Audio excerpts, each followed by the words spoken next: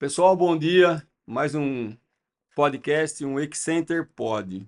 Assista no YouTube, no Instagram e ouça no Spotify.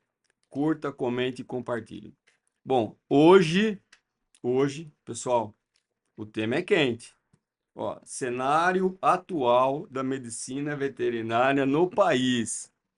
Eu estou aqui com o Dr. Fábio Manhoso. Doutor, Tô muito bom. obrigado.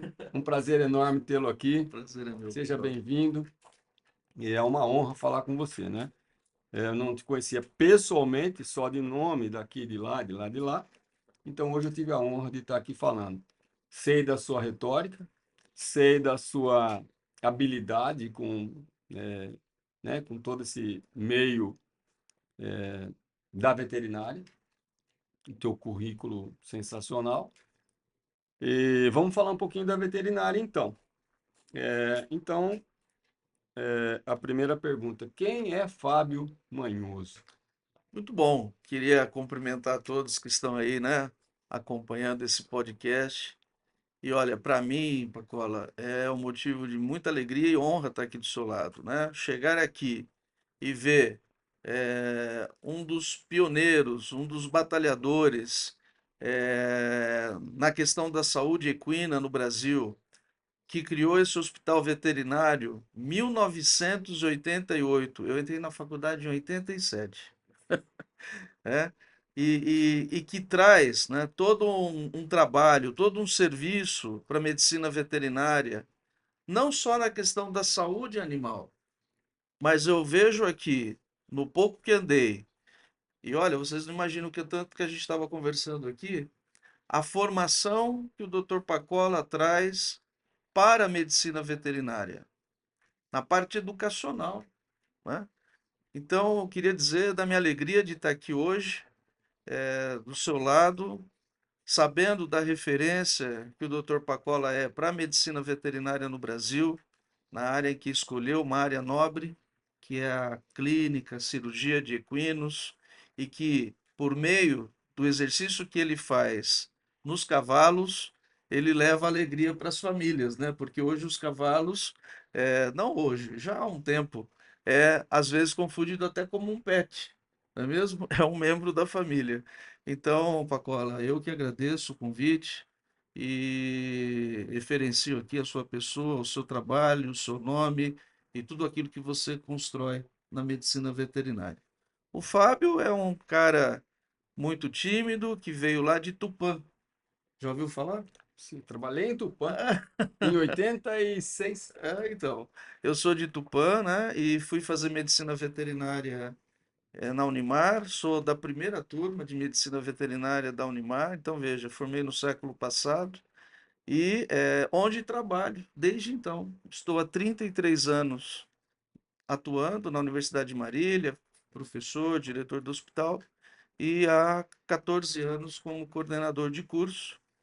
Eh, mas sou uma pessoa que, assim, fui fazer medicina veterinária, e olha só, fui fazer medicina veterinária com um olhar para a área de equinos, e no transcorrer do curso, por culpa de um coordenador que tínhamos, um grande amigo que devo muito, Dr. Bruno Sorensen, né? Fui para a área de saúde pública, área de preventiva, onde fiz minha formação depois. Então veja que os cavalos estão, né, percorrendo aí as nossas vidas. Entremeando aí. Exato. E chegamos aí. Nunca pensei que iria ser professor. Sempre fui um aluno que sentava não no fundo. No fundo ficavam os fumantes. A gente sentava ali no meio, né? Mas assim, nunca imaginei, Pacola, que seria um dia professor, que um dia atuaria no sistema Conselho Federal, Conselho Regional. E aí eu sempre sinto, né? E acho que você também, para os nossos alunos e aqui você também para os seus, que nada acontece por acaso, né? A vida vai mostrando os caminhos, colocando os caminhos, e o importante é que a gente sempre tenha um olhar na medicina veterinária como sendo o nosso norte. Então, eu devo muito à medicina veterinária, como também ouvi você dizer isso aqui, e... mas estamos aqui, estamos na luta e diretamente de Marília City, semana de prova, os alunos estão lá desesperados, mas se saindo bem.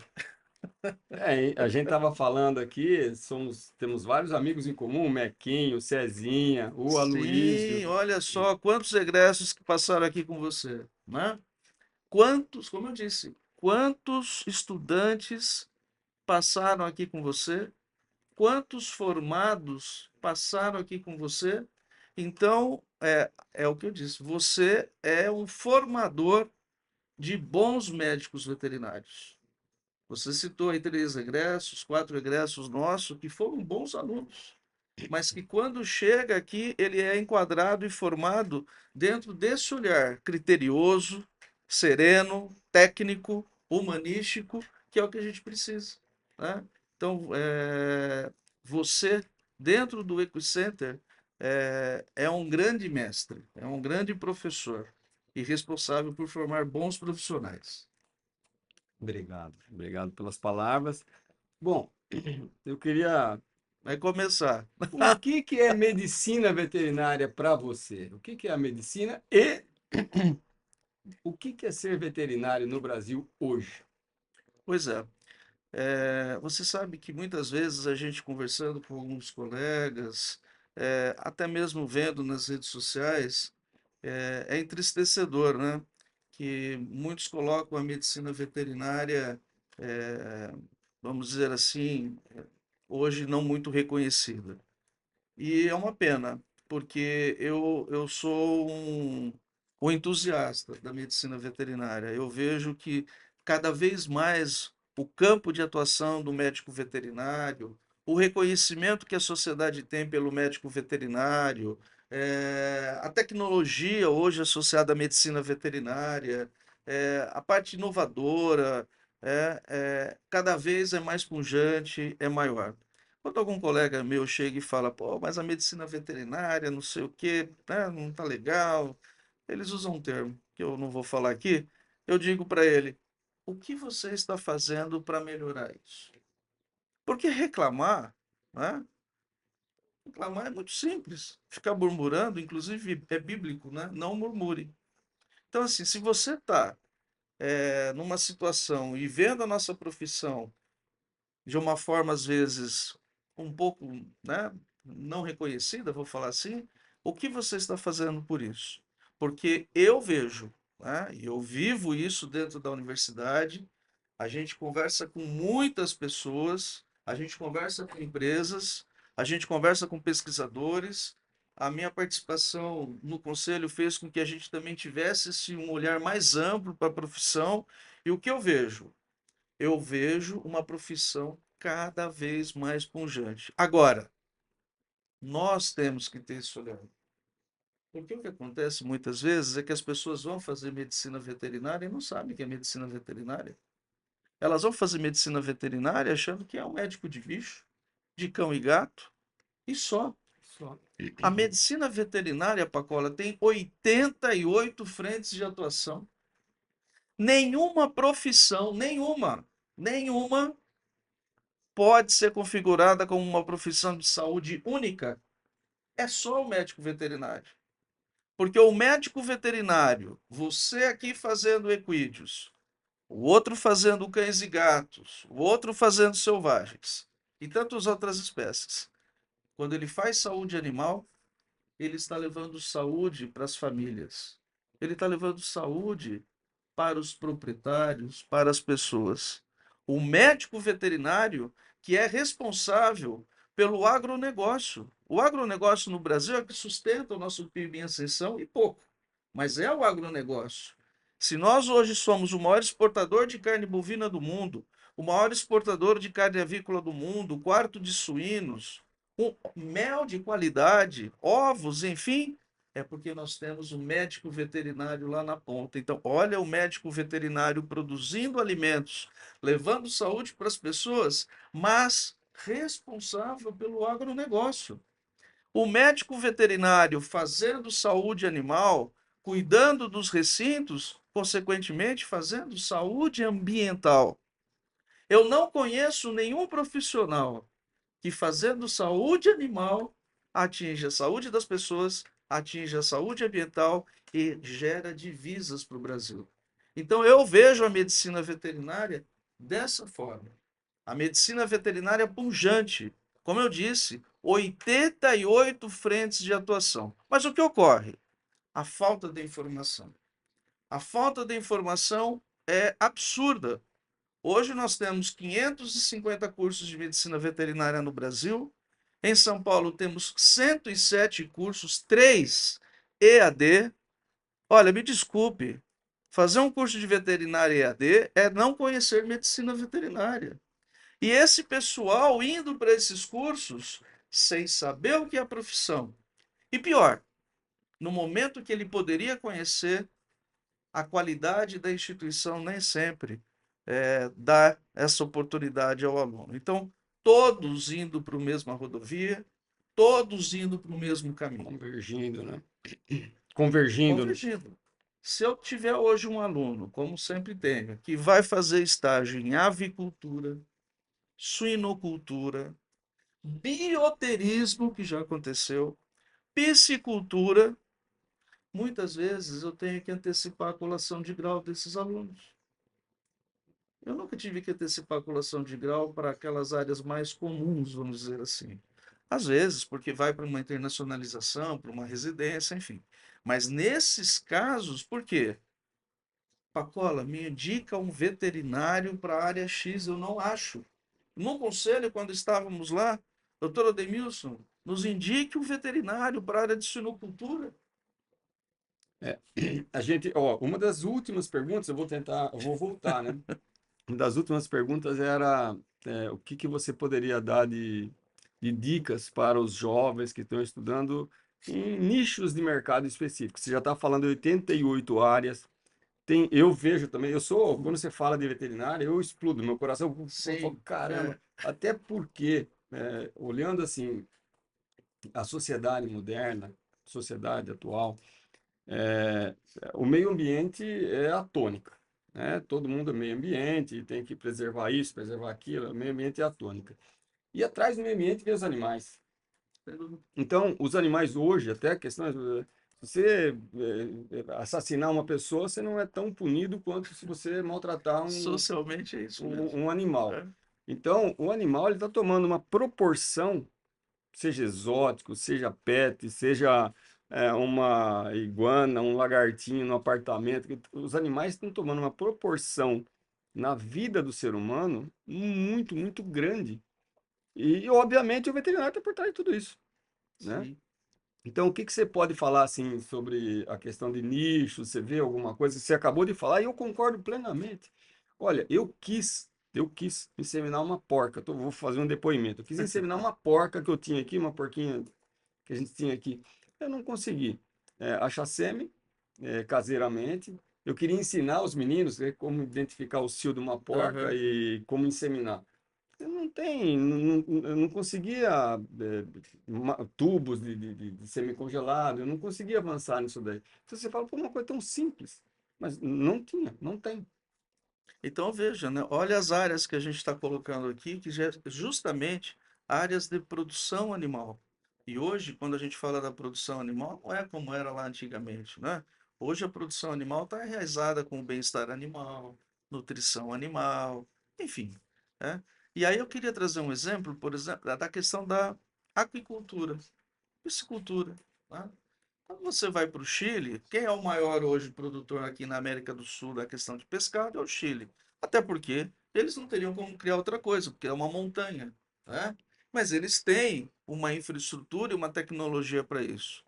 E aí eu vejo que o Brasil, se a gente pegar na história, lá num passado, e não muito distante, criou inclusive o Ministério da Pesca, justamente com a intenção do quê? Vamos implementar, vamos favorecer a produção, né, a aquicultura, o pescado, enfim. Politizou o ministério. Não deu certo. Não é mais um ministério, virou uma secretaria. Se eu não me engano, Uhum, ainda está sim. como uma secretaria junto ao Ministério da Agricultura. Mas aí você traz esse assunto, por exemplo, para veterinário. É um silêncio. É um silêncio. Ninguém comenta nada. Vamos falar aqui de apicultura, meliponicultura. Estamos falando, né, das abelhas com ferrão, abelha sem ferrão, e a gente fala tanto, a imprensa fala tanto hoje que abelha é saúde ambiental, não é só a produção do alimento, é saúde ambiental. Cura, é a maior das saúdes, né? Exato. Então, assim, o quê? Veterinário? Uma vez eu estava descendo no elevador, lá em Marília, de casa, e aí uma senhora, então, o senhor é o veterinário, né? Sou. Então, meu cachorro, tal, falou, olha, a senhora faz o seguinte, a senhora não poderia levar lá no hospital veterinário, porque não é a minha área, né? Eu coordeno o curso. Eu pensei que o senhor fosse veterinário. Veja, a sociedade não consegue ver que quem coordena um curso ou é professor é veterinário. Então, assim, a gente precisa desmistificar que nós somos médicos de bicho. Nós somos médicos veterinários, não somos veterinários. Somos médicos. Nós, como dizia Pasteur, cuidamos da humanidade. Olha a nossa responsabilidade nisso tudo. Então, quando você fala, ó, você quer fazer veterinária? E estamos num momento propício para isso, né? Momento dos vestibulares, não é mesmo? Nós estamos aqui com o pessoal aqui assistindo a plateia. Então, assim, ó, se você quer fazer veterinária, o mínimo que eu sugiro a você é vá estudar e ver o que é a medicina veterinária. Vá se certificar do curso que você está querendo fazer medicina veterinária. Não olhe na internet. A internet faz crescer cabelo em mim. Você tem que ir lá visitar a faculdade. Você tem que conhecer a faculdade. Você tem que ver se tem grama na faculdade, Pacola. Grama. Você tem que conversar com os alunos. Os alunos não mentem. O coordenador sempre vai falar que o curso é bom. O professor. Agora conversa com os alunos. Então, a minha sugestão, você, jovem, que tem o sonho de fazer medicina veterinária, primeiro, veja o que é a medicina veterinária, o horizonte que ela te traz. E, uma vez ciente que é isso mesmo, vá conhecer a instituição que você quer estudar. O ensino, o ensino no Brasil é uma questão que eu vejo assim. é, Aqueles que deveriam ter o olhar para a qualidade nem sempre tiveram. E aí eu não posso deixar de dizer que o sistema Conselho Federal, Conselhos Regionais de Medicina Veterinária no Brasil todo, são aqueles que ainda olham, que ainda brigam no sentido qualitativo. Né? Então, assim, ter esse olhar, conhecer a profissão, conhecer a instituição, porque realmente assim, você não pode brincar com o sonho do jovem. Né? Então, não pode fingir que está ensinando e às vezes ele, que é o consumidor, né, fingir que está aprendendo. Doutor, uma pergunta. Você falou de saúde única. Saúde única é o sonho de consumo né, da medicina. Na medicina, de uma forma geral, veterinária, humana. Como que a gente poderia, qual um começo, como é que, e você também colocou o veterinário como uma peça-chave, e aí eu já vou comprar os veterinários, porque os veterinários, nesse sentido, seguindo aí a linha do doutor Manhoso, é, são preponderantes, são essenciais. Nós temos, os veterinários, segundo suas palavras, nós temos que avançar na saúde única, sanitarismo, bem-estar. Uma coisa que também, aproveitando na pergunta aí, a gente fala de bem-estar animal, bem-estar animal, bem-estar animal.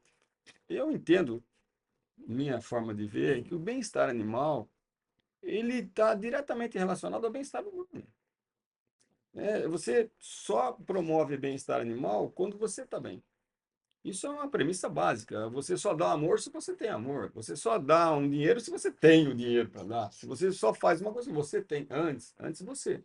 Antes você tem que estar preparado, capacitado, motivado, discernir bem o que é uma coisa e o que é outra. Então, o pessoal é mal-estar animal, maus tratos e tal, mas a pessoa, a sociedade, não vive bem. Né? Então, o ser humano, hoje eu queria falar de humanização de animais também, o ser humano hoje, ele vive de uma forma um pouco hostil. Isso passa para os animais, diretamente. Eu concordo Né? com você. Isso passa. Então, queria que você falasse um pouquinho de saúde única e depois falar um pouquinho disso. Quando nós chegamos lá em 2020, que foi o pico aí, né, da Covid, e que tivemos que nos recolher, passamos por esse momento, praticamente 2 anos, eu sempre acreditei que nós sairíamos melhores. Me enganei. Por quê? Porque eu sinto assim que hoje, né, nós estamos, eu não vou dizer polarizados, que parece que a gente está querendo politizar a conversa, não. Mas assim, está um pouco mais difícil, né?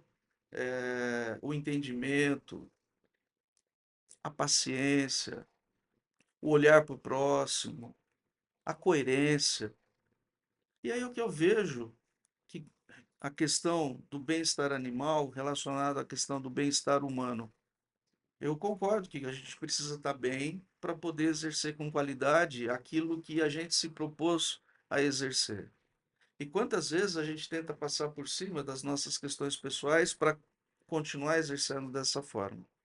Então, o bem-estar animal, hoje, que a gente vê primeiramente como uma exigência até do mercado externo, né? Para que a gente pudesse exportar os nossos produtos, que era uma questão comercial, hoje não mais. Hoje a gente vê de uma forma muito natural essa preocupação com o bem-estar animal. É, E não só na questão dos animais de produção, dos pequenos animais, enfim, mas veja o que acontece. Hoje no Brasil, maus tratos a cães e gatos é crime. Maus tratos a animais de produção não é crime. Existe a lei sanção, né? Que é o aprimoramento da lei ambiental, a lei 9.605, onde ela coloca que hoje maus tratos a cães e gatos é crime, mas animais de produção não.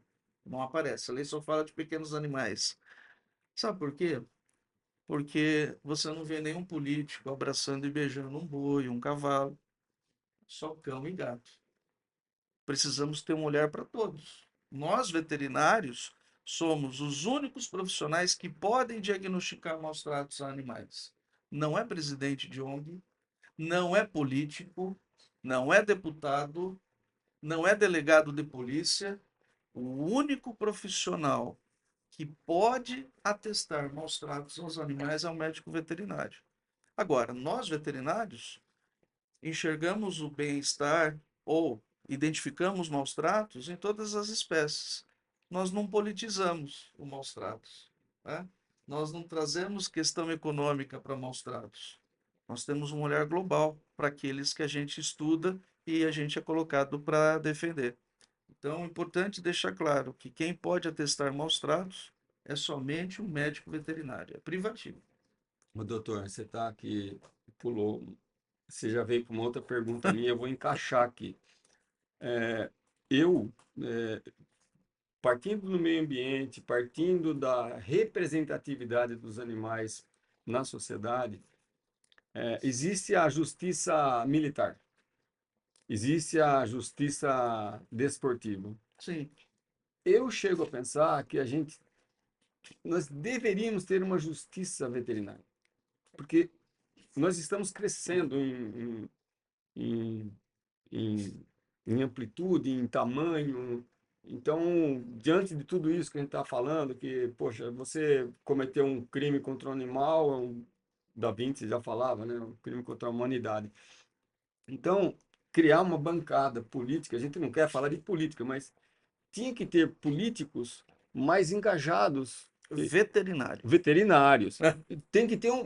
A gente fala em outros podcasts, eu já comentei isso aí. No meu entendimento, tinha que ter um ministro da pecuária veterinária. Porque o Brasil, há mais de 50 anos, não tem. O mapa, eu já falei, vou repetir, não sei se vocês. O mapa, ele é muito grande. O Brasil é o maior país do mundo, maior Rebanho comercial, agroindustrial, né? pecuária. O mapa faz abastecimento, faz questões de fiscalização de produtos de origem animal. O mapa é muito grande.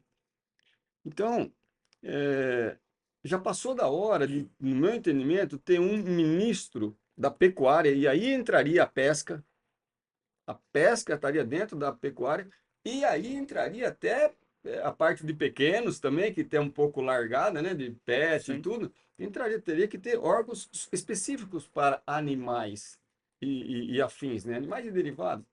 Então, do jeito que o mapa se configura, se você olhar o agropecuário, o agronegócio brasileiro, ele é muito grande. Então, a pecuária fica sempre achatadinha, segundo plano. Quando tem espaço, a pecuária cresce. Quando o negócio está pegando fogo na agricultura, a agricultura tem prioridade. Sim. Eu acho que tem que ter outro olhar para isso. E nesse sentido, bancada de veterinários, ministro vocacionado para isso, né, direcionado específico para isso, e chegar ao ponto de ter uma justiça. Justiça É. Você animal, né? sabe, né, Pacola, é, são muito poucas, mas existem algumas delegacias que já trabalham de uma forma específica a questão de maus tratos a animais. É muito incipiente, né? Assim como começou as delegacias da mulher, que hoje já, né, é uma cultura expansiva, mas existem poucas delegacias que também têm essa atribuição. Porque antigamente, muitas vezes, alguém ia fazer uma denúncia numa delegacia de polícia, algum cidadão, o delegado ia dar risada, né? Falar, olha, com tantas coisas, hoje já tem que ter um cuidado nisso, né? Mas no passado, não era raro ter essa Mas resposta. então isso que eu estou falando já é embrionário de alguma É, forma, tá? então, assim, criar, né, expandir as delegacias que trabalham de uma forma mais intensífica a questão dos maus tratos aos animais. Algumas prefeituras, já dentro da Secretaria do Meio Ambiente, já criaram a função do coordenador, como é que é? Coordenação de bem-estar animal, saúde animal, alguma coisa assim. Então, não necessariamente o secretário, mas ter ali na Secretaria do Meio Ambiente ou na Secretaria da Agricultura a figura desse coordenador que trabalharia saúde e bem-estar animal.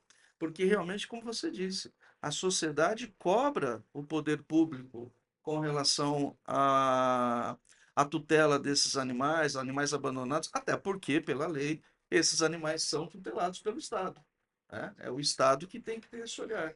Então a gente já vê algumas prefeituras que criaram essa função e, obviamente, né, que é um cargo técnico, se fala saúde animal, é privativo do médico veterinário. Viu? Dá só uma comentada sobre a questão que saiu essa semana, que já foi aprovado pelo Senado, que é o Conselho Nacional de Animais Domésticos, né? Animais domésticos. Animais domésticos. Existe um projeto de lei que já foi aprovado pelo Senado, no sentido de colocar, de taxar imposto sobre cães e gatos. Eu não sei se gato, mas pelo menos cães é. O que você É, acha então, dessa? veja que assim, qual é o objetivo? O objetivo é formar um fundo para que isso reverta para a saúde animal, para a criação de uma área de assistência aos animais, enfim. Então, o que é mais fácil? Criar um imposto, pelo nome que fala, né? Vamos impor para que a gente consiga isso, ou fazer um trabalho educacional, que, na minha opinião, nesse assunto é muito mais fácil, porque as pessoas estão muito mais atreladas aos seus animais. Hoje, as famílias têm mais animais, né, do que filhos. Uhum. É, eu penso que criar mais um imposto, ainda mais com a fala do nosso então presidente da República, que garantiu, né, que no seu governo não haveria taxação, não haveria criação de impostos. Pelo contrário, ele está até fazendo o contrário, né? Diminuindo, inclusive, para as pessoas mais necessitadas, a questão do próprio imposto de renda. Então, eu particularmente, eh, criar um imposto para que haja uma concessão para a saúde dos animais, nesse assunto eu não vejo um É, porquê. Eu faria o contrário. Eu investiria mais ainda na questão educacional, né? O governo tem cultura, né? representante para isso, a questão cultural, exato. Mas nós já temos essa cultura. O Brasil tem essa cultura de olhar para os animais. Diferente de quando você vai para algum país asiático, europeu, que as coisas são mais frias. Mas o Brasil, ele tem, né? O brasileiro tem esse olhar com os animais. Ele A gosta. gente falando da veterinária, uma coisa que eu sempre falo e lembro é assim: se você está numa mesa de amigos tomando lá um chopp, aí chega alguém novo para vai conhecer, olha, esse aqui é meu amigo, desculpa os colegas, é só um, né? Ele é dentista. Ah, tá, que legal. Olha, esse aqui é meu amigo, ele é professor. Olha, parabéns, tá. Esse aqui é veterinário. Pô, você é veterinário, tem um cachorro, É, eu tenho tal. cachorro, já. O veterinário, quando fala que é veterinário, todo mundo abre um sorriso, né? Pô, que legal, veterinário, tal. Então, assim, essa cultura nós já temos, né? Do olhar para os animais e o veterinário também é visto pela sociedade, né, com esse carinho, porém, já aqui me antecipando, que eu acho que é importante falar, ser visto com carinho pela sociedade é ótimo, é muito bom, conquistamos esse espaço, mas somos profissionais, né? Eu às vezes vejo críticas, até em redes sociais, nós vivemos da medicina veterinária. Não somos, nós somos sim adeptos de São Francisco, inclusive é muito difícil seguir os ensinamentos de São Francisco, né? Mas assim, somos profissionais. Às vezes as pessoas confundem as coisas, né? Olha, levei na clínica e ele quis cobrar. Ué, então assim, e a gente está vendo muito disso. Então essa questão do gostar do veterinário, gostar dos animais, mas não que o veterinário seja também. É, eu acho que tem realmente essa confusão. Só finalizando esse negócio do imposto, eu acho que na prática, primeiro que vai ser inviável a aplicação disso, Você porque imagina como é que vai cadastrar esses, como é que vai cadastrar, fiscalizar. vai ter cachorro na rua que o fiscal chega lá, esse cachorro não tem dono. O dono vai falar assim, não, não é meu não. Porque Exato. se for, vai ter que vincular, né? Eu acho que Eles vão querer desvincular. vai dar um ibope aí por algum tempo para se falar disso, mas sinceramente eu acho que isso aqui é infundado. Isso é utópico, impraticável, não vai dar em nada, não tem como, né? E outra coisa, se fizer de cachorro, daqui a pouco vai fazer da iguana, vai fazer é uma questão, vai Bom, fazer do papagaio. então, mas se for com o termo animais domésticos, né? É. Domésticos, aí a Então, ampliação é. Mas é necessário normatizar todo esse espaço, essa questão da causa animal, sem dúvida nenhuma, é importante normatizar. É o que a gente estava falando aqui antes, né? Que hoje, quando você traz o assunto para animais de produção, todo mundo identifica. Ministério da Agricultura, Secretaria da Agricultura, não é? Agora, quando fala de cães e gatos, a gente não tem a quem, qual é o órgão que normatiza tudo isso? Qual é a instância? Então, esse talvez fosse uma mulher que uhum, tivesse que ter lá em cima. perfeito, perfeito. O, bom, vamos lá. Eu queria falar um pouquinho de coisa mais amena. É, você conhece bem os conselhos federais e regionais. O que é uma autarquia? Só para o pessoal entender como é que funciona. O conselho é uma autarquia. Sim. O que é uma autarquia? Olha, o sistema conselhos, né, federal e regionais, eles fazem um trabalho para o Estado, para o governo federal. Antes, quem fiscalizava o exercício das profissões era o próprio governo. Ele, a partir do momento, ele viu que ele não tinha pernas para isso. E aí criou-se os conselhos de classe. E o governo dá essa atribuição a esses conselhos para, em nome dele, fazer a fiscalização, a normatização, a regulamentação. Tanto é que os conselhos, eles têm vida jurídica, econômica, enfim, mas ele presta contas, inclusive ao governo federal, quando se fala do Tribunal de Contas da União, não é? Então, assim, é uma autarquia, porém, com funcionários, colaboradores que entram por concurso, porém baseado na CLT hoje.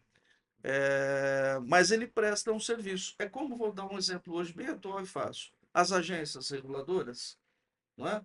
De energia, transporte aéreo, não é? Então, assim, o governo dá essa atribuição para aquela agência. Ele fiscaliza o exercício daquela agência. Então, nós fazemos um trabalho para o governo, que é a fiscalização, a regulamentação do exercício profissional. Hoje só não temos um conselho para o jornalismo, o que é uma pena. Olha só, o jornalismo perdeu muito quando ele deixou de ter o seu conselho que regulamentava e fiscalizava o seu exercício. Porque hoje dar uma informação, você pode lesionar uma economia, você pode matar uma pessoa. Eu sabia que jornalista não tem conselho? Não, né? Então, assim, todas as profissões regulamentadas têm o seu conselho de classe. E a função dele é justamente essa. Você já pensou se tendo o conselho já é difícil? Se cada um fizesse do jeito que quisesse? Como seria isso? A publicidade da forma que quisesse, Uhum. o exercício da forma que quisesse, né? Então, assim, o conselho ele mostra um norte para que o profissional com segurança jurídica possa exercer a sua profissão. E o estadual nisso, ele se reporta ao federal e, assim, a grosso modo, qual o grau de autonomia do regional para o federal? Bom, o Conselho Regional, ele presta sempre contas ao federal, né? Então, por isso que é sistema Conselho Federal, todos locados em Brasília, das profissões, e hoje no Brasil, cada estado tem o seu Conselho Regional, inclusive o Distrito Federal, né? Então, o Conselho Regional, ele sempre precisa se reportar ao Conselho Federal. Então, por exemplo, eu não posso fazer uma resolução em São Paulo que vai atingir os veterinários, porém só de São Paulo, quando aquela causa é nacional. Mas eu tenho a obrigação, enquanto regional, de remeter ao federal a necessidade da regulamentação da condição. Vamos pegar um exemplo bem prático disso. Como que está regulamentado hoje o atendimento a domicílio do médico veterinário? Não está. E quantos colegas fazem o atendimento a domicílio? Mas, Fábio, para que regulamentar? Como? A saúde do profissional, a saúde do animal, a saúde das pessoas. Veja, tem gente que vai fazer raio-x, tá? Então, Da assim, casa. na casa. Então, assim, regulamentar o exercício profissional é fundamental. Então, qual é a função do conselho? É a fiscalização? Sim. Inclusive, essa é a maior responsabilidade e é cobrado pelo Tribunal de Contas da União, inclusive, quando ele verifica o seu investimento, o seu gasto, quanto que você investiu nisso. Porque essa é a grande função. Mas a regulamentação. Olha aqui um exemplo bem prático de regulamentação. Tivemos lá a questão da telemedicina, né? Na pandemia, isso, pum, explodiu. A medicina foi lá para regulamentou. A veterinária veio acomodando. Chegou o momento, o Conselho Federal regulamentou a telemedicina veterinária. É aquilo que os colegas falavam. Mas que absurdo, olha, o Conselho dizendo que pode fazer telemedicina. Não, sim. É dizendo como você pode fazer a telemedicina. É diferente. Então, Se assim, você quiser, se você você não tem que seguir essa. regulamenta, você não dá segurança jurídica àquele exercício. É a questão da cannabis. Olha aí todo esse trabalho que está vendo, né, com relação à terapêutica canabinoide. Ora, se não regulamenta, como que eu dou segurança jurídica para o veterinário que prescreve? Então, assim, a importância da regulamentação é mostrar para o colega o caminho, como deve ser, e dando segurança no exercício profissional. A ele, mas à sociedade. O conselho, ele faz um trabalho para a sociedade, para que a medicina veterinária chegue a ele com qualidade. É, o, na época da eleição, o Betiol, eu lembro dele, um abraço para você, Betiol. Ele batia bastante na questão eh, da, da vigilância sanitária, da Anvisa, no sentido de padronizar um pouco mais questões de clínicas, Sim, de ter padrão, porque hoje é muito difícil você às vezes padronizar, né? Estruturas físicas, já é difícil. E voltando no que você falou, atendimento, né, regularizar, eu sempre tive comigo, eu falei, caramba, quando o veterinário faz um atendimento na casa, quando ele vai ver o cachorrinho, isso já é uma corrente bastante forte. Ele também faz uma avaliação psicológica. O Sim, cachorrinho, o cachorrinho, via de regra, ele sofre impactos emocionais da família, sim, o que a família é, vamos falar de obesidade. O sim. cachorro é obeso, Ele reflete o dono, né? reflete o dono. O cachorro é atleta, o Sim. dono é atleta. Então, só para a pessoa entender. Então, psicologicamente também tem correlações, né, do estilo do cachorro com o estilo do proprietário. Então, eu acho que o veterinário, quando ele entra dentro de uma casa, se ele tivesse noções básicas de psicologia, seja animal ou humana, ele é a pessoa assim diretamente.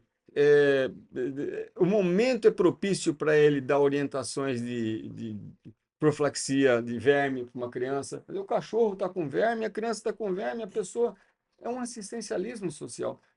É um passo para o veterinário falar: olha, o teu cachorrinho está com verme, pensa no teu filho, porque o teu filho vai ter contato com o cachorrinho. Ambiente que propicie multiplicação do mosquito, da leishmaniose, da Sim, dengue. então o veterinário ele tem um papel assim que poderia até ir adiante, né? Mas esse é o Sem sonho. infringir, óbvio, Não, limites de. esse é o atendimento padrão ouro. É o veterinário tendo esse olhar. E quando ele é chamado para atender um animal que às vezes está com uma otite, ele pudesse ter essa visão, que a gente chama dessa visão holística. Vamos pegar os colegas de grandes animais. E que quando vão a uma propriedade, se ele for lá para atender só o cavalo e não ver o que está acontecendo do lado, né? A qualidade da água, tá? Para o cavalo, a qualidade da alimentação, tá? Para o cavalo, a sanidade para o cavalo, mas ali ele está vendo, tem umas vaquinhas de leite, que eles estão tirando um leite, fazendo um queijo, vendendo queijo, que ali as galinhas, enfim, ele consegue também fazer esse diagnóstico. Da, ele consegue atender a propriedade. A propriedade. Bom, isso é uma coisa que eu brinco com os meninos aqui comigo. Eu falo, ó, Exato, gente, quando você entrar fazer um atendimento, você tem que ter os seis sentidos assim, a flor da pele. Você exato, é a tem que mesma coisa. cheirar, sentir, imaginar, perceber, a percepção tem que estar muito aguçada. Porque às vezes você está ouvindo uma coisa, mas a pessoa está falando outra, que isso é um problema gravíssimo em educação, Né? né? Você ter inteligência para emocional Inteligência. e Olha, isso aí. E nós, se eu posso dar uma sugestão aqui para os colegas, porque eu bato muito nisso com os alunos. Pacola, sabe qual era o maior problema que nós enfrentávamos nos processos éticos?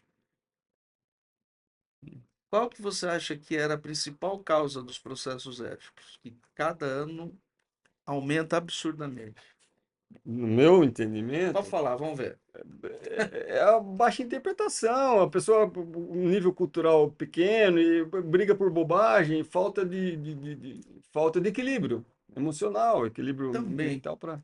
se o médico veterinário soubesse se comunicar, 75% das denúncias não chegariam ao conselho. Olha o que eu estou falando. 75, nossa. Se comunicar. Comunicar, falar, dar segurança para o seu cliente. Nós vendemos confiança. Então, quando nós estamos fazendo um atendimento a um paciente, estamos fazendo ao nosso cliente, nós não podemos deixar de informar o que estamos fazendo, o que vamos fazer, o porquê disso, ou o porquê de não fazer. Então, assim, a informação, independente da causa principal ser ou não emergência. Então, a falta de informação, muitas vezes, faz com que aquele cliente se rebele contra o profissional. E aí ele vai buscar essa resposta que ele não teve do veterinário aonde? Ou na justiça comum, ou no próprio conselho, que é o administrativo, ou nos dois, porque são independentes. Eu posso buscar na justiça comum e no conselho, ou só em um, ou só em outro. E o resultado de um não interfere no outro. Eu posso ser absolvido na justiça comum e condenado no ético, ou o contrário. Então, a falta de informação, a falta de lidar com as pessoas. Então, hoje as faculdades trabalham muito a questão técnica. E que quando, na verdade, nós temos que trazer para o debate também, Pacola, a questão humanística. É o jovem entender o que é apagar uma luz, fechar uma porta, falar bom dia, olhar para os lados, ser líder, se comunicar, se apresentar. Então, assim, eu vejo, né, que e aí esse distanciamento que está ocorrendo da nossa geração para essa, imagina eu falar para um aluno meu ouvir um CD, ele nem sabe o que é isso, né? Nem pendrive quase. Então assim, nós precisamos alinhar isso. E as faculdades têm uma importância muito grande na formação. E aí você pode falar, mas Fábio, isso é função do ensino? É. Sabe por quê? Está lá nas diretrizes curriculares da medicina veterinária que cabe às instituições formar líderes, pessoas que saibam se comunicar. Então, o nosso grande problema, Pacola, é a comunicação. Olha, eu acredito em 100% que você está falando. Eu vou guardar esse número, 75%. Fiquei impressionado com o número, mas depois que você explicou, eu acho que esse número é daí para mais. Daí para mais. Eu acho que o posicionamento, a forma com que as pessoas conduzem um diálogo, uma conversa, né, a pessoa tem que ter realmente a presença e a medida certa para cada ocasião. Porque o veterinário, ele, via de regra, ele é chamado sempre numa situação de dificuldade, Sim, onde o proprietário está vulnerável, está fragilizado. sim, Então, saber se colocar ali naquele momento de dificuldade, saber conduzir aquela situação é uma arte. é uma arte, Posso dar um realmente. exemplo disso? Você estava falando, ó, alguém que vai ao veterinário está levando o filho, já começa daí. Alguém que está levando o filho e que às vezes está passando por uma situação financeira até desconfortável. E aí ele vê que naquela situação ele não consegue dar ao filho o que ele gostaria de dar. E aí ele encontra um veterinário que simplesmente, na sua arrogância, né, não soube acolher esse cliente. Eu não estou dizendo que você tem que fazer de graça. Existe na veterinária, não sei se você também às vezes tem aqui, o proprietário que chega e fala: Olha, eu não tenho condições de arcar, vou tirar meu animal daqui. Mas por que não? Eu não tenho condições financeiras. Aí você fala: Olha, mas seu animal vai morrer, olha, é grave, olha, não sei o quê. Veja, a gente não pode ter uma postura diferente? Perfeitamente. Vamos ver se achamos um outro lugar que seja mais acessível. Vou falar mais na minha área de pequenos. Vamos fazer aqui uma prescrição para que o seu animal não tenha dor, mas obrigatoriamente o senhor tem que buscar um veterinário. Olha, pode parcelar em mais vezes. Eu gostaria muito, eu estou dizendo, de uma formação humanística do Humana. profissional. Que mesmo nessa questão de recusa, porque aí esse cara não pode sair bravo da minha clínica, porque ele já está bravo com o mundo. Ele tem que ver que mesmo naquela situação, ele encontrou um colega que de alguma forma o ajudou. Empatia, né? Exato.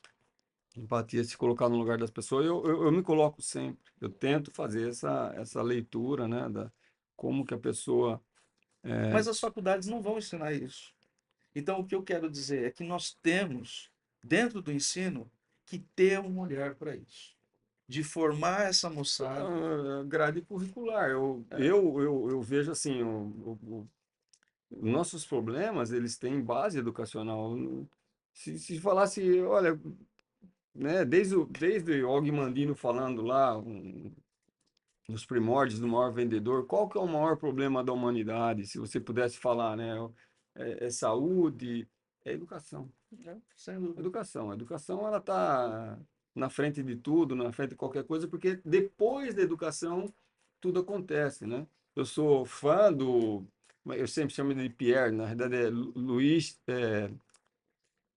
não é, Pierre Luigi Piazzi, é aquele aquele mestre da educação que Tá. foi várias vezes, ele que fala da inteligência emocional, que fala do QI do brasileiro, né? Tem vários Sim, vídeos, ele sim. faleceu. Eu lamento porque é um grande educador e eu não sou muito fã do construtivismo, eu acho que a educação é tudo, é tudo.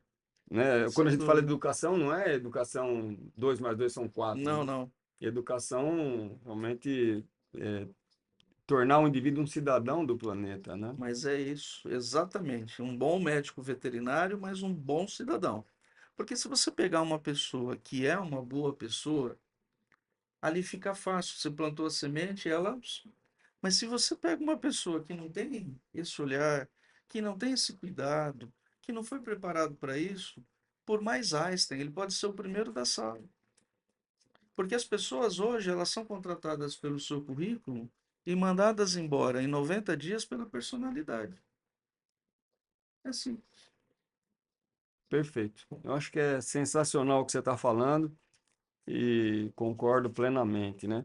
Voltando ainda nas faculdades, só para a gente. Qual o número médio de veterinários que está sendo lançado no Brasil? No estado de São Paulo, 4.000. São 107 cursos, não é? Mesmo que as vagas não sejam completadas, mas veja que é um número assim, por mais agro que o Brasil seja, né? É um número que precisaria ser revisto, é, mas mais do que o número, como estão saindo esses Qualidade. profissionais? O Brasil forma muito mais veterinários por ano do que o resto do mundo. O Brasil tem ele tem mais da metade do número de faculdades do mundo, 550. Pode ser que hoje 551. O Conselho Federal, na época da gestão do Dr. Francisco, aqui é a nossa homenagem a ele, eh, buscou insistentemente o MEC para oferecer ajuda. Que ajuda foi essa?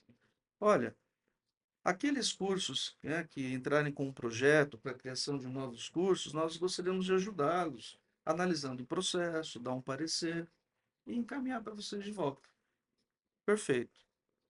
Foram avaliados 40 projetos de curso. O Conselho Federal não aprovou nenhum, mas o MEC aprovou todos. Como Ou que um seja, o curso? conselho barrou. Então, só que o conselho é um órgão orientador, né? Entendi. Então, assim, ora, mas se os médicos veterinários estão dizendo que esse projeto não está bom para ter um curso, para que foi usado então? Eles não ouvem. Então, eu me lembro no relatório, né, havia curso, por exemplo, com 5 professores, o coordenador era médico, nada contra os médicos, mas é que é privativo do veterinário. A direção de faculdades, a administração de disciplinas profissionalizantes. Eu posso ter um biólogo dando, por exemplo, cunicultura, mas eu não posso ter um biólogo dando clínica, reprodução, inspeção de alimentos, né? Então, assim, enfim, então acho que essa questão do ensino tem coisas muito boas, Pacola. Durante a gestão, nós visitamos em São Paulo aí mais de 40 cursos, tanto de instituição pública quanto instituição privada. Tem cursos muito bons, cursos inclusive novos que estão surgindo aí, que já surgiram e a gente vê que está indo por um caminho muito bom, mas infelizmente alguns, como eu cito o exemplo, que você não vê grama, só concreto. Entendi. Bom, uma pergunta, doutor, que a gente, assim, é consensual. De norte a sul do Brasil, leste a oeste, a questão de práticos atuando, eh, práticos conduzindo serviços de veterinário e também a questão aí legal de limites, né? Por exemplo, algumas, você falou de biólogos, tem fisioterapeutas, enfim, tem profissões coligadas que às vezes avançam, né? Lembrando que o CRMV tem veterinária e tem zootecnia, né? Sim, Nós também temos as duas os profissões. zootecnistas para abraçar aqui. Mas eu vejo que o mundo está ficando pequeno, né? O, o ensino superior está inchando, né? Sim. Então, tem fisioterapeuta, tem psicólogo, tem isso, tem aquilo, todo mundo buscando um lugar ao sol. Isso é complexo, né? E Sim. os práticos, né? Então, né, essa também é uma. Inclusive, os conselhos são muito cobrados pelos colegas, né, pelo controle do exercício legal da medicina veterinária. E aqui vale a pena uma explicação. Por lei, os conselhos só podem falar com os veterinários e os zootecnistas. Quando há o exercício ilegal, né, um leigo exercendo de alguma forma a profissão, o conselho ele não tem limite legal para agir naquela É situação. caso de polícia, Sim, mas aí que tá. Mas o conselho tem a obrigação de fazer a denúncia denúncia. ao Ministério Público. Então, hoje, um cidadão que viu que seu animal foi atendido por algum leigo e eventualmente ele não sabia, ele pode e deve fazer uma denúncia. Ou na delegacia de polícia, eu já iria ao Ministério Público direto, né? E ao mesmo tempo ele levar essa informação ao Conselho Regional do seu estado. Por quê? O Conselho pega aquela informação e remete também ao Ministério Público. Reforça. Então, o Ministério Público tem a denúncia do cidadão, mas ele vê que a autarquia também está cobrando dele essa posição, né? Mas nós já tivemos aqui em São Paulo, né, tanto na nossa gestão como nessa, inclusive, que está a doutora Daniela, presidente, já fechamento de estabelecimentos e por denúncia de leigos exercendo a medicina Então, veterinária. uma pergunta, uma pergunta. Se o cidadão vai ao Ministério Público ou vai numa delegacia e depois a própria Ministério Público e a delegacia às vezes fica assim, será que esse cidadão fez a denúncia, procede, está certa? Às vezes pode existir um delay, o Ministério Público pode achar, deixa para lá. Vamos esperar o conselho se manifestar. Não, Será que se confluísse tudo para o conselho e o conselho fosse não, fazer? porque essa é a função do Ministério Público. Ele sabe, né, que nesse caso, né, não, ele não vai esperar o conselho resolver essa questão, porque ele sabe que na lei o conselho não é. Não, não é o conselho denunciar. Então, mas aí ele perde até a função de ser o Ministério Público, porque ele está lá esperando, o cidadão está fazendo a Qualquer denúncia. um pode falar. E A pode ser, denúncia pode inclusive, ser. anônima, diferente do conselho que não pode, Entendi. né? Então, quando você junta as forças, então, precisamos coibir. Não raro você vai encontrar um cidadão que exerce a medicina veterinária, um leigo, e que por trás dele, às vezes, pode ter até um veterinário, não é? Olha a área de grandes animais. Quantos leigos exercem a medicina veterinária a tempo, né? Que eles falam, vamos capar os animais, não é? Leigos. Então, o exercício legal está lá, em grandes, nas propriedades, está em pequenos. E quando a gente traz o exercício legal da medicina veterinária, sabe onde a gente vai pegar esse cidadão? No crime contra a saúde pública. Por quê? Quando eu atendo um animal, você imagina esse animal tem uma suspeita de leishmaniose, leptospirose, toxoplasmose, e aí? Uma doença que é uma zoonose. Então, hoje, crime contra a saúde pública vou estar falando crime, é inafiançável. E se forem cães e gatos, crime de maus tratos. Então dá para amarrar o cara. Ô, doutor, uma outra pergunta, né? A questão de preço, remuneração, qualidade de vida dos profissionais veterinários. A gente sabe que existe aí várias frentes falando, ô, veterinário. Você começou o Sim, podcast falando disso daí, né? O que a sim, gente pode fazer para melhorar? Nos Estados Unidos teve há 2, 3 anos atrás, 5 anos atrás, não sei, uma corrente grande lá de, como é que chamava? Nenhum veterinário mais. Que aconteceu um suicídio de um veterinário famoso lá, alguma coisa assim, fizeram uma corrente pró-veterinário, para que os veterinários fiquem mais motivados, porque existe, eu vejo isso, sinto isso, vivo isso, a questão emocional. A gente pega cavalos, eu vivo muito com vida e morte. A gente pega cavalos ruins, que morrem, é um drama, A gente se sente impotente, né? a gente se sente impotente. Mas o nosso equilíbrio emocional também fica muito abalado, Sim. as pessoas ficam sensíveis. Vira e mexe aqui, o pessoal chora. Eu chorei. Chorei há uns 60, 90 dias atrás. Havia muito tempo que eu não chorava. E eu vi uma senhora muito sensível, ela estava muito sensibilizada com a mula dela. E ela chorou assim, desabou na minha frente. E eu entrei na dela. Eu chorei também. Só que daí eu tive até que falar, dona, dá licença, que eu vou ter que trabalhar. A senhora vai embora, porque a senhora não está fazendo bem para mim. Eu não posso ficar emocionado neste momento. Eu posso depois, agora eu não posso. Então, a carga emocional do veterinário é muito grande. Um cachorrinho doente, e o veterinário, você falou isso aí, ele tem um pouco de diletantismo, ele, ele mistura as emoções dentro dele, ele é um Sim. pouco de filantropismo, diletantismo, amor, às vezes não sabe direito o que que ele efetivamente é ali naquele, ele não sabe o papel dele com definição, né?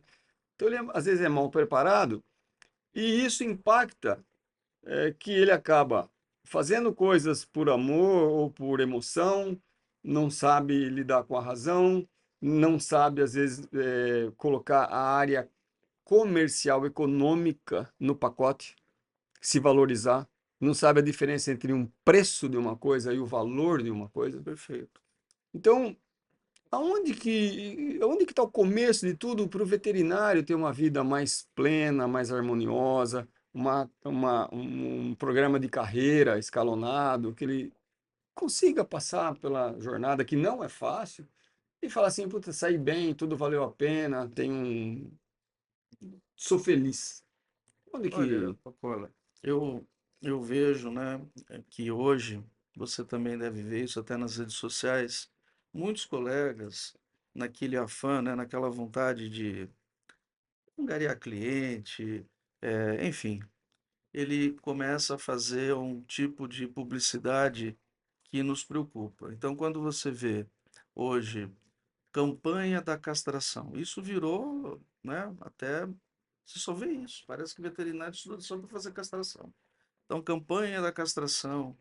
é, e aí, algumas coisas que a gente vê como, em alguns casos, e eu tenho esse exemplo até como slide, né, que é o colega ele fez uma campanha, um pacote e colocou a consulta como brinde, quer dizer, sabe, é diminuir, é jogar no lixo a dignidade profissional. Então, quando você quer ter um resultado até econômico, eu vejo que a primeira condição é você se valorizar. Não é fazendo esse tipo de abordagem, né, colocando consulta como sendo Uhum. brinde, e aqui eu não vou nem falar do aspecto ético, né, mas nós estamos falando da dignidade profissional. Então, é se dar ao valor. Eu vou trazer um exemplo aqui de Marília que foi recente. Chegou lá um novo estabelecimento e fez lá umas postagens, né? E era uma promoção de inauguração com a consulta a R$ 170. Aí eu falei assim, poxa vida, a forma como ele usou tá errado. Não se faz publicidade falando de preços, de promoção, de forma de pagamento.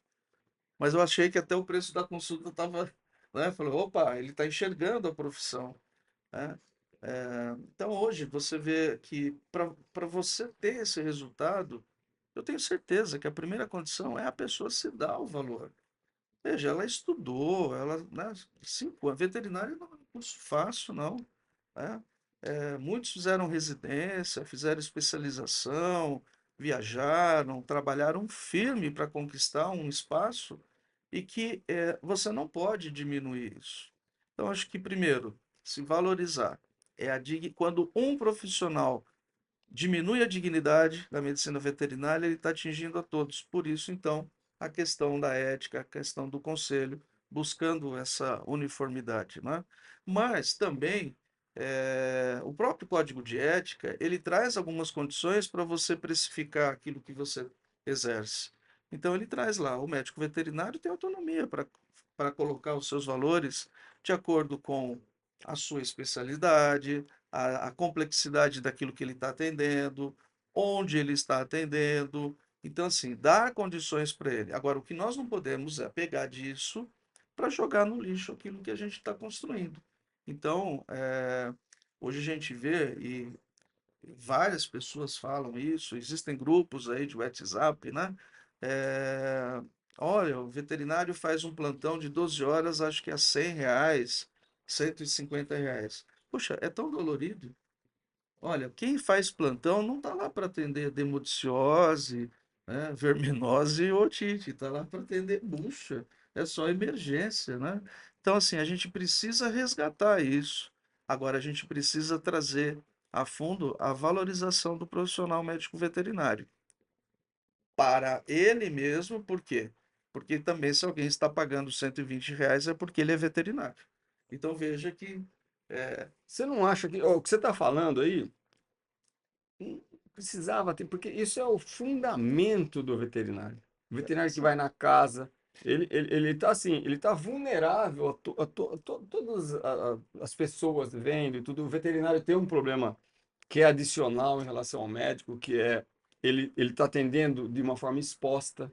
Eu brinco muito com ele, brinco, falo, né? sim, Falo, um dos maiores problemas do veterinário é que a gente vai atender um cavalo, a gente está exposto. O que a gente está falando, a nossa postura, a nossa linguagem corporal, a nossa. Tudo.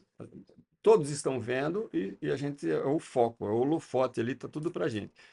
Então, diante disso, e isso sendo uma coisa tão essencial ao veterinário, por que não colocar uma disciplina dessa, de formação, de preparo para o indivíduo sair da faculdade sabendo como se posicionar, noções de mercado, noções de marketing, sim. marketing, endomarketing, marketing pessoal, Sim.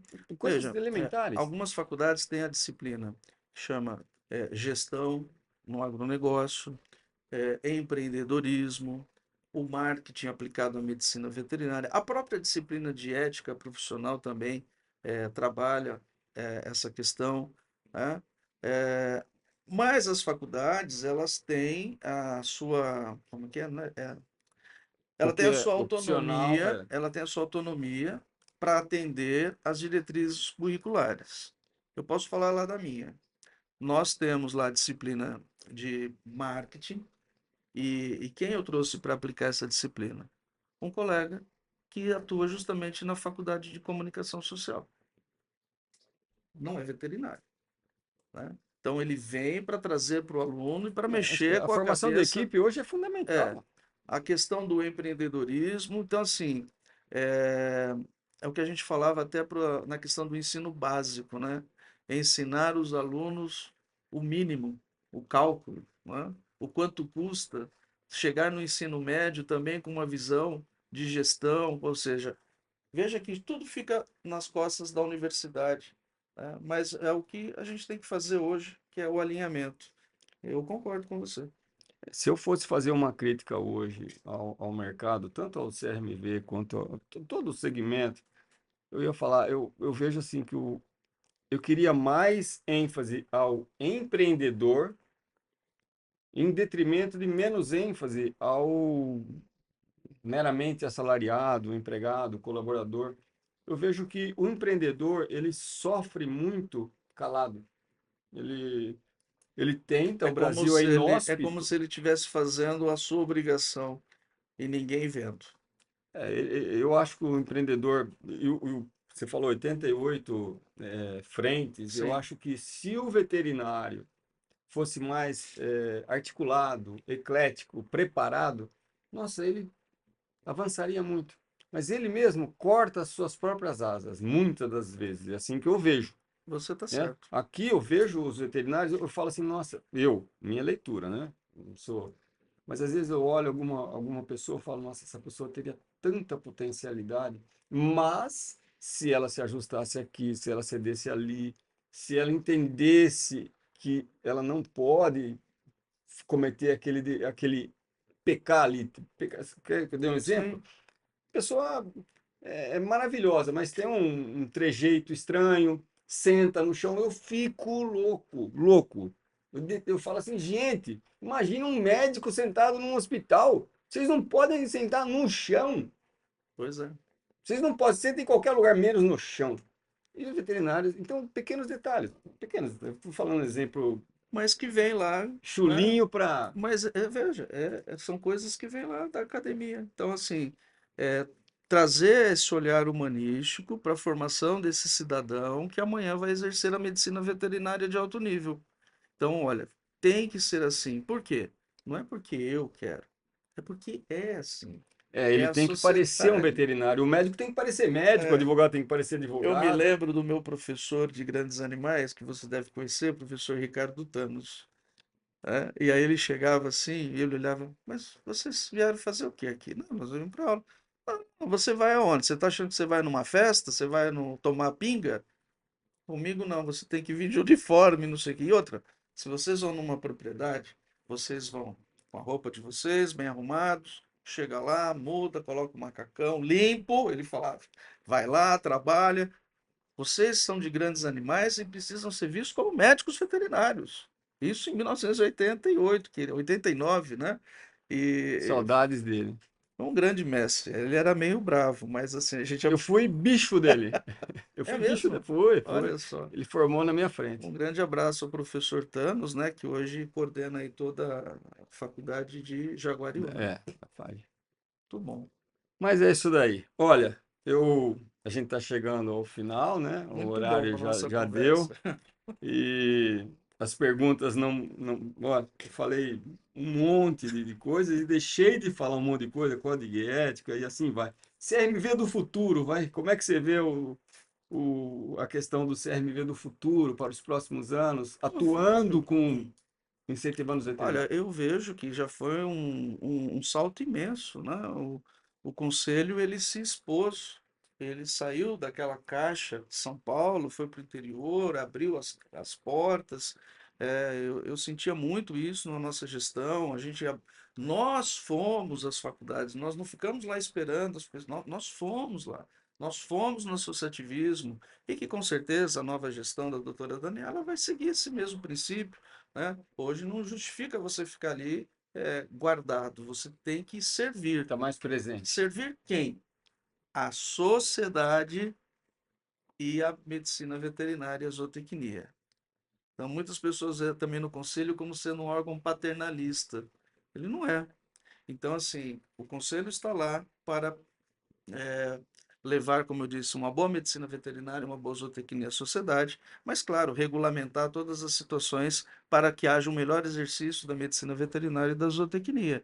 Eu vejo muitos jovens, hoje a medicina veterinária é uma profissão que está sendo, é uma profissão jovem, porque a maioria dos veterinários está na faixa ali de 24 a 34 anos, é uma profissão feminina, já são 56% no cenário são mulheres, né?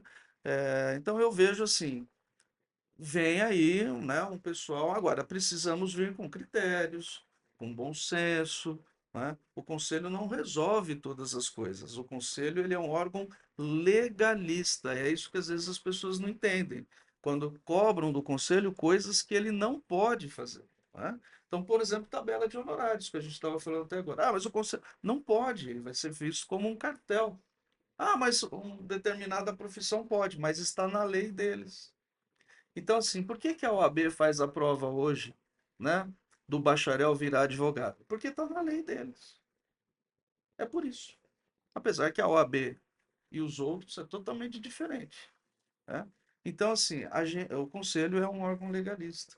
Mas eu vejo com um olhar bastante promissor, positivista aí para o sistema Conselho Federal, conselhos regionais. Tem um trabalho fantástico para ser feito aí em muitas frentes, com certeza. Você vê essa questão, é você que levantou essa bola aí, a gente também. Você vê essa questão de fazer uma prova como bacharelado? Você vê que isso. Depende. Eu vou dizer para você por quê.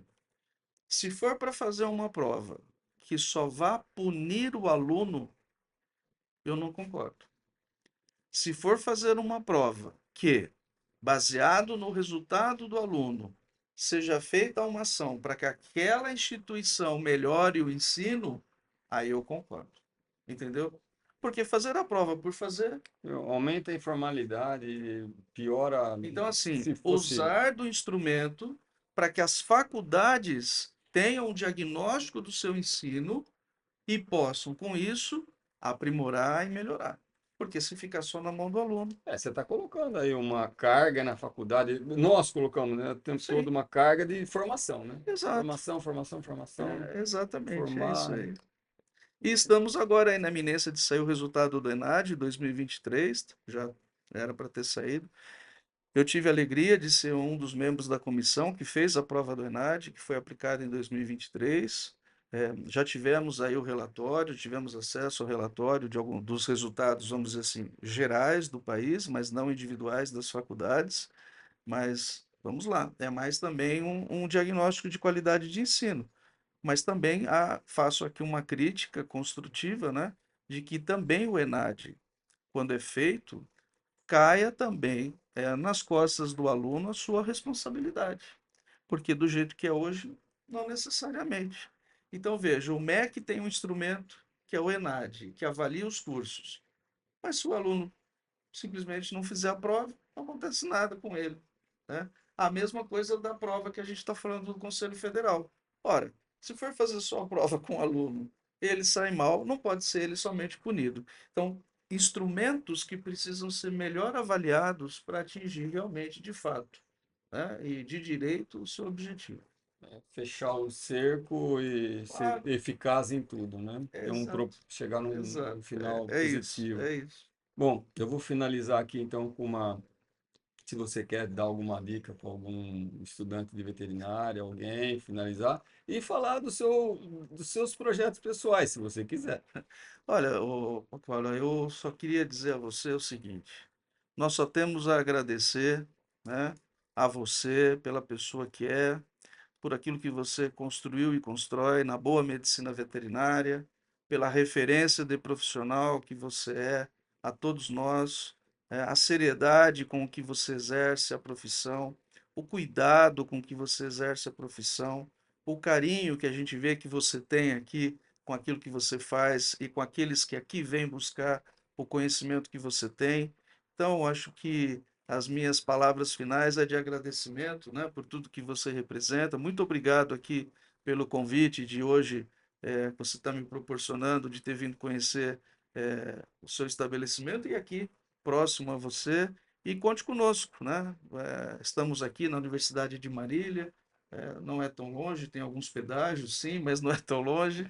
E conte conosco, use da nossa universidade e aceite também alguns alunos que queiram fazer estágio aqui com você, né? Vou ficar muito seguro de mandar os meus alunos aqui para trabalhar com você. Parabéns, muito obrigado pelo convite. Muito obrigado. Obrigado mesmo. É uma honra ter você. Obrigado, obrigado, Procopio.